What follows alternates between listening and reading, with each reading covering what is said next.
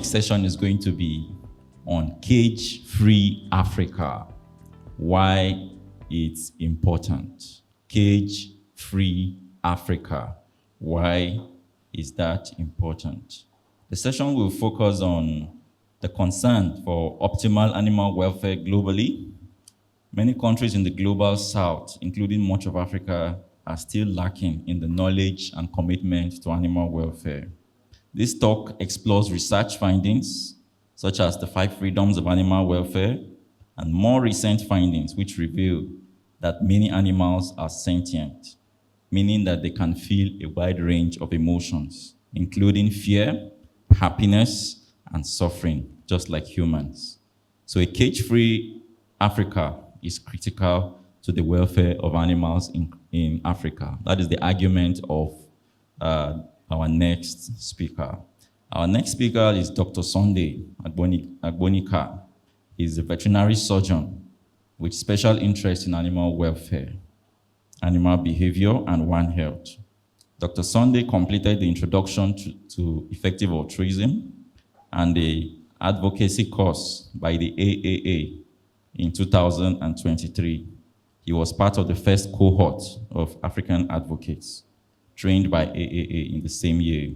He's currently in his final year of his master's program on animal welfare and behavior at the University of Pennsylvania.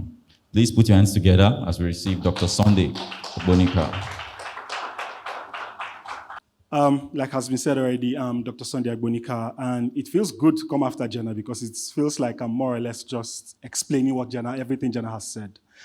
So, and to also add to what Jenna has said and also talk about the fact that I was one of the first the people in the inaugural cohort of the Animal Advocacy Africa training, AAA training that was being talked about. And I can tell you that it was a fantastic program, and it's one that I would highly recommend for any and everyone. And just like there were questions being asked, I'm a veterinarian, so you could look at me and say because I was a veterinarian or all, but there were people who were from non-animal backgrounds as well in the program, just to answer a few of the questions that were being raised. So now to my presentation on cage-free Africa, why it is important. I would more or less be giving like the literature background, if I put it that way, or the educational background to everything that Jenna has already said. First of all is to talk about animal welfare and why exactly is animal welfare even something that is now beginning to, or is probably at a center stage. And it's the fact that the knowledge, the interest, the concern, and all of that about animals, animal welfare, about how animals feel, and about everything that has to do with our relationship with animals and the various ways that animals now play a part in our existence as humans is beginning to get more attention, is beginning to get generate more interest, especially across the world, globally, and it's also now beginning to be something that is of interest to us as well in Africa. There are various accepted definitions for animal welfare thus far, but one of those that I personally love is one that was given to us by one of the lecturers from my master's studies, Dr. Megan Peardon. And she says good animal welfare represents good quality of life from the animal's perspective and the animal's total life experiences. Now, this in literal terms would be saying, and I first of all want to start by talking about the picture that we have here. So we are talking about animal welfare and all, but if you notice, it's a picture rather of humans. And please, quickly by show of hands, can I just get to, or not even show of hands, just let us know, how do these people feel? Happy? Excited? Any other word? Jovial. Fantastic. So they look, sorry? Okay, fantastic. I love that as well. So there's happy, there's jovial, there's shy, there's all of that put together. Now, when we translate this to animals, the question is, how well can we tell how they feel? Can anybody? If I should probably put pictures of an animal, would you be able to tell me how well it does feel? Would you? Don't worry, we won't get there today. I had to take an entire course on animal behavior and being able to read animal expressions and body language and everything put together. I won't put you through all that right now. But literally to say that animal welfare is talking about the experiences of the animal, which, if we could put it in another term, is as good as the animal telling us how he or she, if I'll put it that way, feels. And as humans, we may not be able to hear what they say. It probably may not be the fact that they are not speaking, but then it means that we need to find ways to pay attention to the feelings and the needs of animals. I'd probably switch a bit to talk about more of how animal welfare came to be. So first of all is starting to say, according to Statistica, a 2022 statistics that was being put together, Africa had about 2.4 billion live chickens. And at the time, it was discovered that Egypt had the highest number of farmed chickens at 300 million heads. And Nigeria came second at the time at 249 million heads. So with this statistic, that places chicken farming as the major species raised for livestock farming, which is why my presentation here today will be focusing a lot more on chicken production, especially battery cages, which a picture of that is what you are seeing by the side. So that's a battery cage with chicken in it. I would now talk a bit about how this whole thing evolved, starting first of all by talking about the utilitarian concept, which was first of all brought about by Jeremy Bentham, who is seen as one of the fathers of the utilitarian movement and all. And so for him, he argues that initially people were saying, well, why should we really consider animals and all? And there were all the arguments for various reasons. Some people saying, well, they can't think, well, they can't feel, they can't, all of that put together. And for him, he asked the question and he said, the question is not, can they reason, nor can they talk, but rather it's a question of, can they suffer? And Peter Singer, one of the more modern voices in this space, states that morally right actions and institutions are those that maximize aggregate happiness, literally those that make for happiness for a larger number of people and all. And then let me now switch to talking about the concept of speciesism. Speciesism literally is, in a way, it's talking about racism, but when you talk about racism, you're talking about humans in relation to one, let me put it this way, one race of humans to another race of humans. But speciesism is more of talking about the contrast between us as the human race and then the animal race, if I put it that way. And so Peter Singer still goes ahead to say that there's no logical reason that animal interests should count for less than human interests, solely because they are a different species. He goes ahead to further still argue to say, first of all, going back to the arguments that I said, brought about the whole need and conversations around the utilitarian conversation and everything, he also does argue that if animals do not have direct moral status worth considering, then neither do humans that are considered as marginal cases. The question is, what is marginal cases? And marginal cases literally refers to humans that, if we're going back to that whole conversation of they cannot talk and they cannot feel, they cannot all of that you're putting together that brought the whole utilitarian movement, the marginal cases refers to humans who in some ways may also fall into some of these categories. And that would be talking about infants who literally cannot say what you can hear, cannot express themselves through words in ways that you can hear and all, and as well, geriatrics or senile, that's people who are way aged and people who would now need care and attention to be able to do better. So I would then move to the conversation of sentience, which is one of the more recent philosophical and scientific things that now begs the question of animal welfare. And sentience has been defined by Browning and Birch as the capacity to have subjective experiences with positive and negative valence, experiences that feel bad and good.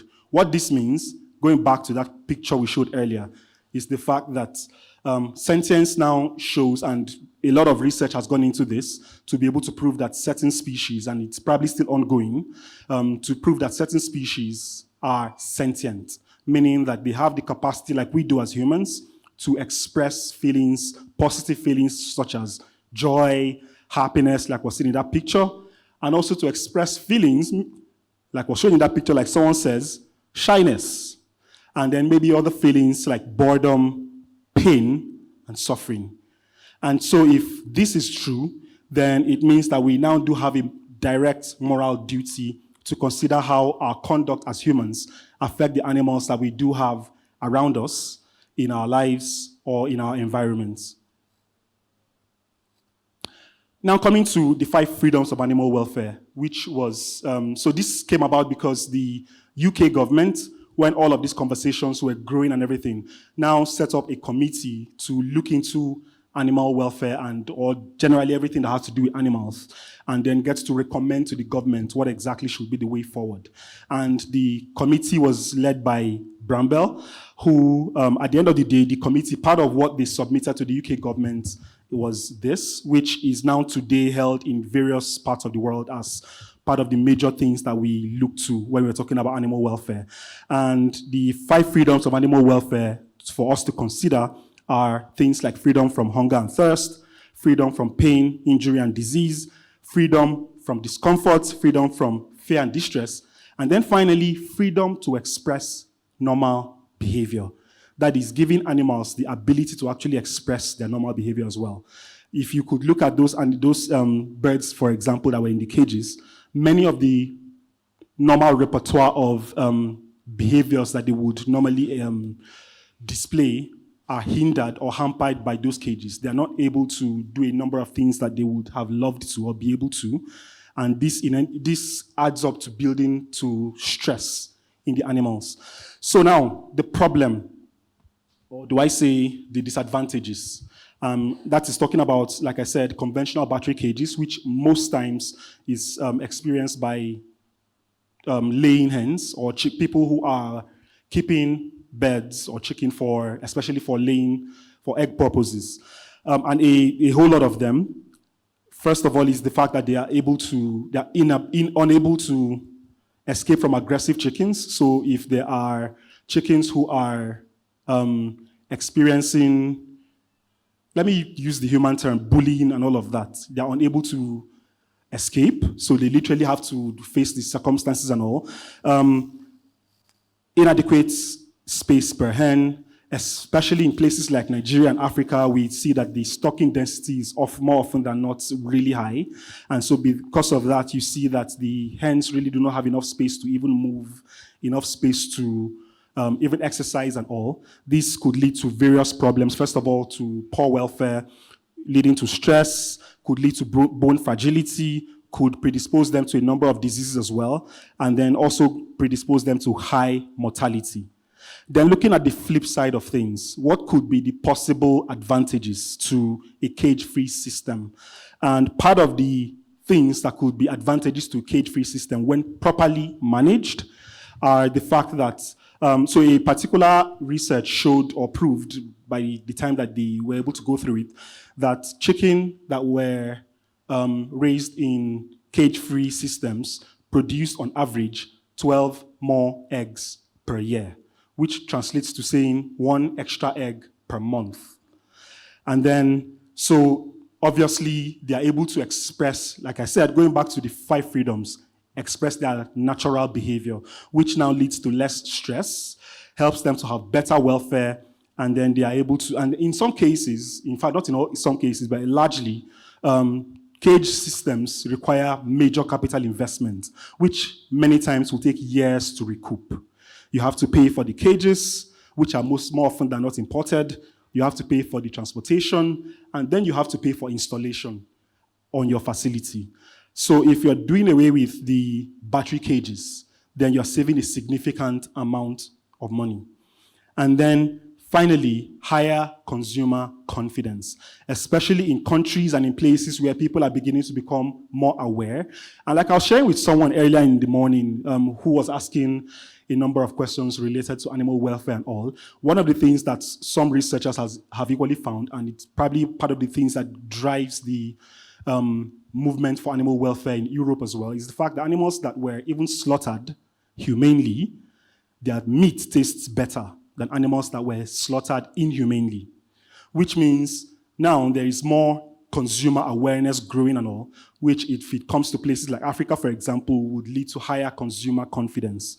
So that, in essence, is my entire presentation. But then ending with this, what can you do to help? First of all, for farmers and for people who are already in the farming space and all, it will be to consider transiting to a cage-free system and what you can do in that regard. Secondly, will be for those who are not farmers, will be to join the cage-free movement, join the cage-free campaign, talk about it, join the Animal Advocacy Africa AAA program, learn a lot more about animal advocacy, and so join the effective altruism movement, purchase poultry products as well from places or farms that have raised their birds on cage-free systems. So thank you so much. And I would love to hear your questions if you have any. Thank you. Thank you so much, Dr. Sunday. Again, we have another enlightening and very interesting discussion, furthering the discourse on animal welfare. So we have a few minutes for questions. I would like to take from those who were not able to ask during the previous speaker. Okay. Thank you so much, Mr. Speaker. I just want to ask something. So if you are referring to cage, you talked about a battery cage, but then sometimes what they practice especially in rural communities, in rural settings, is the one they have like a room, then they have a cage, a small cage, guard fencing the farm. So in that kind of scenario, where they try to like protect the animal, especially their chicken, from intrusion of maybe like wild animals like snake or from thieves. Is there like a difference between it and cage and this battery cage that you talked about? And also, is that one also bad? Is there like a discrepancy against that in terms of animal advocacy? Okay, so thank you very much for the question. So in answering, I would say largely what you described is way different from what I talked about here. So like I showed you what I did mean. I was talking about the battery cages, which has that level of confinement, both on the 3D level of confinement. So they really cannot go up, they cannot move. They are really much boxed in, if I put it that way. But what you're describing is a system that you are actually trying to protect. First of all, protect the birds. And also, let me use the language, protect your investment, which is one of the, I would say, models that we are talking about that is encouraged.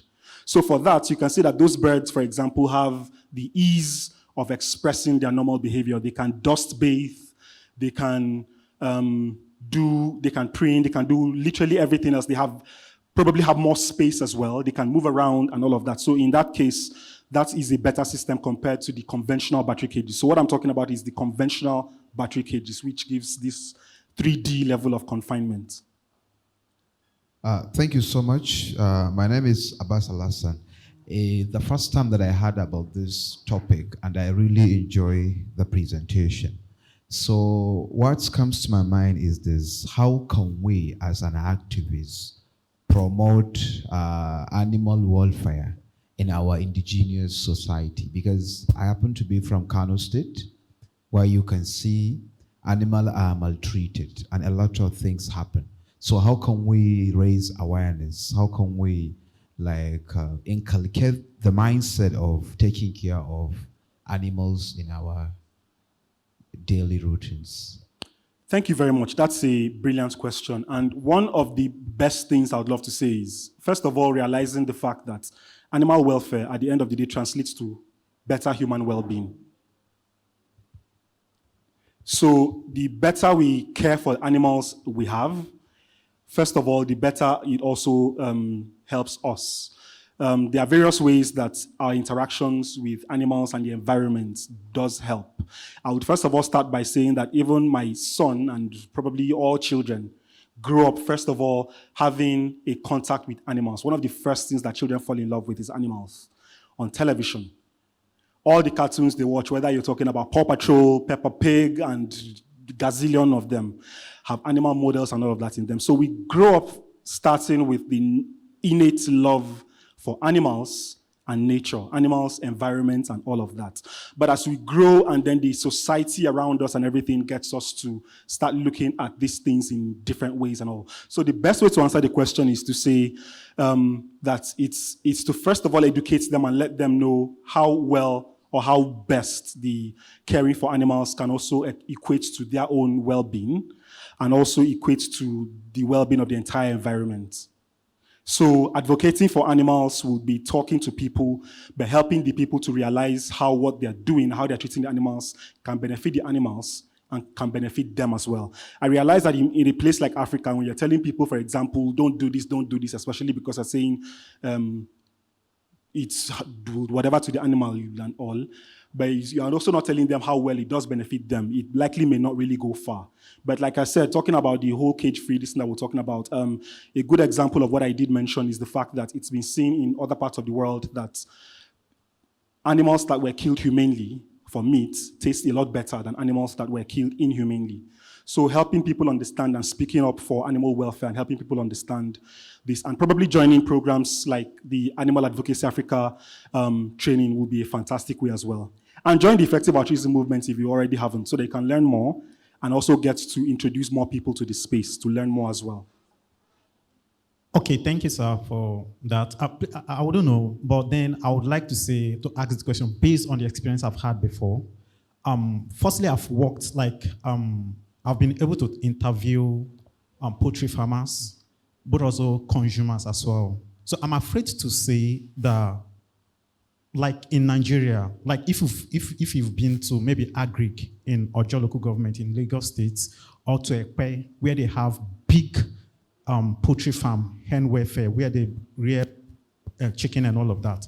So you need strong conviction to be able to tell these people that, okay, this thing you're practicing is not really maybe good and all of that. So, sir, I would ask, what do you think you can actually do, or can we do to be able to convince these people that are actually into commercial practice, to be able to tell them that, okay, can you shift to cage-free and all of that? What are those things that we can actually do? Because so many of them, from my experience, really do not believe in it. Thank you. Okay, thank you very much. And another really practical and excellent question. One of the first things is to say that, yes, change sometimes, drastic change may not exactly come in one day, but change could come gradually. So the first thing is to let them know and probably I would say continue to advocate for animals in ways that helps them to realize that at the end of the day, it would equally help in their farming practices. That's, I think, is one of the very best things to do, to help them know that if they're able to raise their poultry in cage-free systems, it's at the end of the day will equate to better outcomes for them. Like I said, one of the major advantages, if would put it that way, is the fact that you could help cut costs. That's one. And there are equally various cage-free systems that people practice currently. So probably a part of that could be telling them, okay, why don't you try to move to an aviary system? An aviary system, for example, is not that level of, does not give that level of confinement, but it's just multi-layered systems that just are open spaces and all. So the birds are able to jump off when they want to, and they hop on as well when they want to. It equally has some level of enrichment for the birds on these multi-layered levels. So the birds are able to, one, express their normal behavior when they want to. They're able to jump to places, perch here, perch there. They're able to go down, dust bathe if they need to. They're able to feed, drink, and all of that from the multi-layers. And so, in a sense, they are still able to keep the large population of birds they have, but they are beginning to transit. So I would say, yes, change does not come in a day, but first of all, helping them to realize that this is probably not so good for the birds, and is at the end of the day also not so good even for us as humans. There are various diseases that cage systems also really predisposes birds to. So helping them know that bone fragility, fatty liver disease, a whole lot of them, for example, are things that the birds do experience when they don't have the ability to exercise and all, are part of the disadvantages to their farming system. Thank you very much. Please, can we give him another round of applause?